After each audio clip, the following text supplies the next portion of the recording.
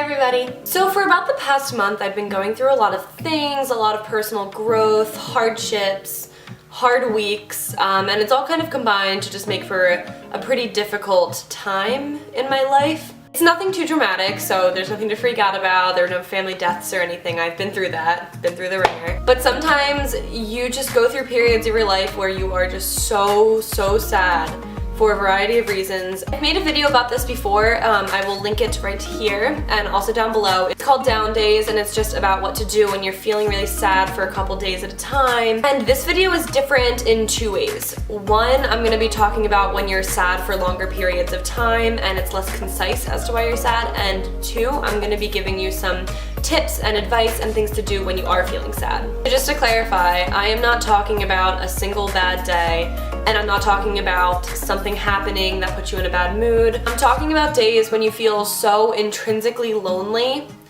and so confused as to why you feel that way that you are literally uncomfortable and antsy in your own body, in your own mind. Can't imagine feeling any way other than being uncomfortable in your own body. Before I get into what to do when you feel this way and what helps me personally, I do want to say that the biggest mistake that anybody makes when trying to cope with intrinsic sadness and loneliness is trying to surround yourself with other people. I, for example, am incredibly introverted. Like, I am so much happier by myself. I gain energy by being by myself. I lose energy by being with other people. It's just my nature. It's how I grew up. It's my biology. But when I'm really sad like this, for weeks at a time, I try to surround myself with people 24/7. As soon as I'm not with somebody, all I can do is think about what's making me so sad and what's going on in my mind. And I can't even bear the thought of being in my own mind and not around somebody else who can do the talking, can do the feeling, and can distract me from the feelings that I have. This is not what you should do. It's easier, it's simpler, but it will not solve the problem. Other people will not solve your sadness, and I really want you guys to understand that, because it's a lesson I've been trying to teach myself for years, and it's something that is finally being solidified for me. Other people will not cure your sadness. They'll help you along your journey, they'll be your aid, and they'll be your shoulder to cry on, but they are not responsible for how you feel inside. That is completely on you. Before you let that statement affect you to the point where you're terrified of learning to love yourself and learning to grow and learning to go away from this sadness, don't be. Use it as a springboard for your new life, for your new mind, for your new way of thinking. You are the solution to your sadness. Only you alone can cure your loneliness. You need to know that. You need to understand that, and you need to live by that. I know that it's not easy. I used to be very depressed growing up. Not something that I talk about a lot, but I have had mental issues with depression and sadness and loneliness for years at a time. And growing up, it really kind of affected me and changed me and made me who I am today, which I am so appreciative for. But I do go through times where I am sad again like I used to be, just not for as long. And I do go through times when I really believe that I am becoming the person I used to be. But I'll never be the person that I used to be, because I've learned so much about myself since then. And if you're in a similar situation, please understand that you are not the person that you used to be. You are so different from when you were first in this position, and you know so much more now. So there are a few things that I do when I'm really upset, really lonely, sad, intrinsically alone, that kind of get my mind off things without having to rely on other people. These are not going to be the same coping methods for everybody, and you might have completely different methods, which if you do have them, please put them in the comments below. I'd love to just get a supportive community going here. But one of the first things that I do whenever I'm feeling really sad for weeks at a time is that I watch a movie that I either know that I love or a movie that I think I'm gonna love and have never seen before. So, for example, it's really dorky, but last night I was feeling really upset and I didn't know what to do with myself, so I just went onto On Demand and I went through the free movie section and I found Jersey Boys. I have never seen Jersey Boys, never seen the Broadway play, anything like that. All I knew was that it would have music, which would make me feel better, and that I already had a predisposed love for the Four Seasons, Frankie Valli, and all those things. So I turned the movie on and I started watching it, and 2 hours and 15 minutes later I was feeling so much better. I'm not saying that this is going to be the scenario for every movie that you watch, or if maybe you don't even like watching movies, maybe TV shows are more your cup of tea. I love both, but movies, just really letting myself get invested into a movie and feeling the pain of the movie and kind of allowing myself to see the bigger picture of life and how the way I feel is completely temporary and will not always be like this. It really just, it hits home and it kind of renews me. It doesn't solve the sadness, but it really, really goes a long way to help it and to aid it and to teach me lessons that I didn't have before.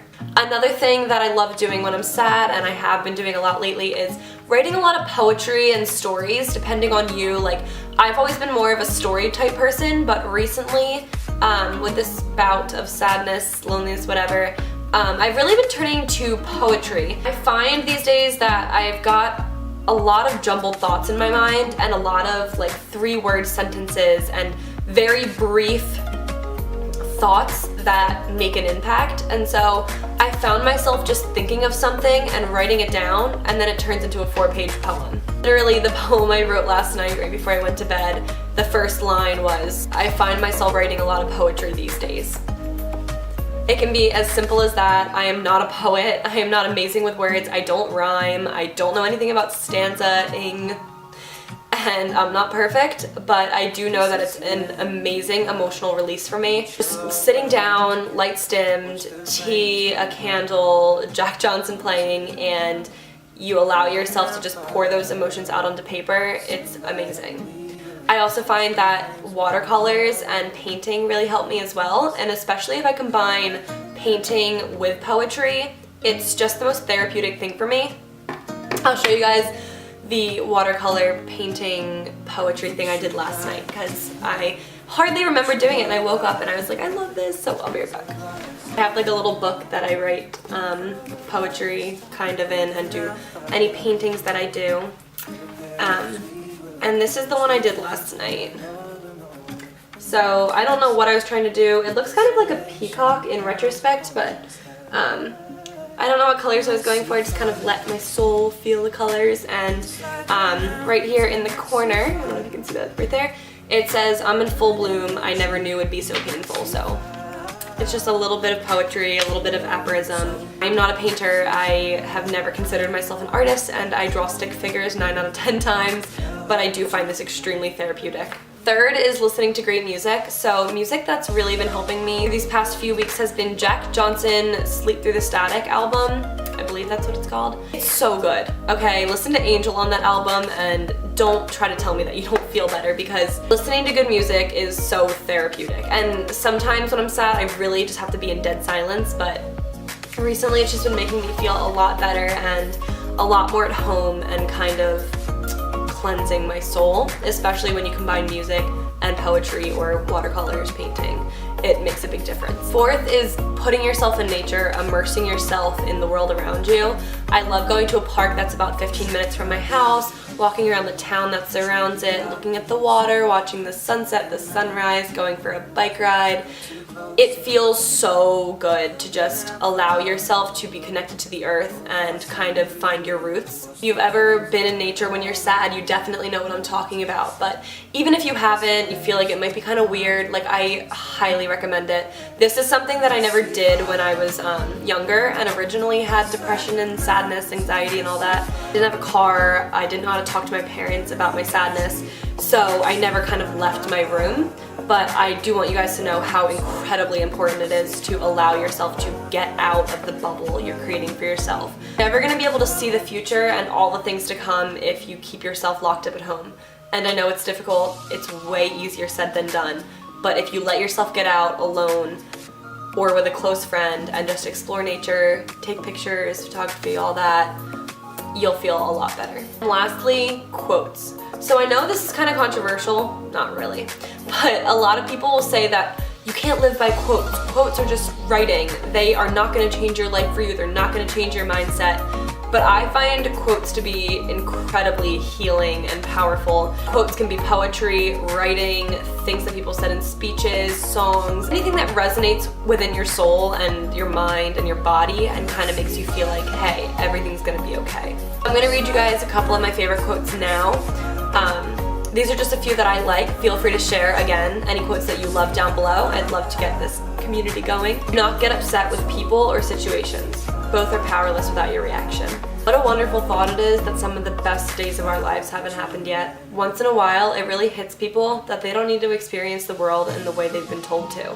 Alan Kitely. The end is nothing, the road is all. Willa Cather. Someday, someone is going to look at you with a light in their eyes you've never seen. They'll look at you like you're everything they've been looking for their entire lives. Wait for it. For me, coping with sadness is all about expression. How can you get your feelings out there? How can you verbalize the antsiness that you feel in your own body? And how can you communicate to not only others, but particularly yourself, how you feel and how you're going to take steps to get out of this hole? As I said at the beginning of this video and many times before that, everything is temporary. The way you feel now is not how you will feel a week from now, 2 weeks from now, a year from now, 5 years, 10 years, the rest of your life. This is an experience, albeit painful, that has been put into your life to change you, to grow you, and to make you more capable of helping others, helping yourself. If I hadn't been through what I've been through in my life, if I hadn't had to deal with sadness at an age where I didn't understand what was happening inside my mind, I wouldn't be able to turn around now, have the compassion that I do, the strength that I do, or even be able to make this video and truly understand on another level how you feel and give you advice to help you. It's hard to see in the moment how everything is changing us, but over time you will see this matters. This pain, it matters. Today, it matters. And your tomorrow will matter because you have all of the experiences of today. Thank you guys so much for watching. I really appreciate you taking the time to watch this video. I hope that I was able to help at least a couple people. Again, if you want to leave comments below with favorite quotes, what you do when you're sad, your stories of healing from depression and anxiety, I would absolutely love to hear your story. Feel free to email me at planstrong3@gmail.com, follow me on Snapchat, Instagram, Tumblr. All those links will be in the description below, as well as the link to my previous Down Days video from the winter time. I just want you guys to know that I am always here for you. My inbox is always open, my soul is always open, and I am always willing to talk to you and figure out what's going on. Have a beautiful night. I love you guys. Desolation comes upon the sky. Now I see fire inside the mountain. I see fire. What do I do with my hair? I feel like I look like a boy. This is better. Definitely better.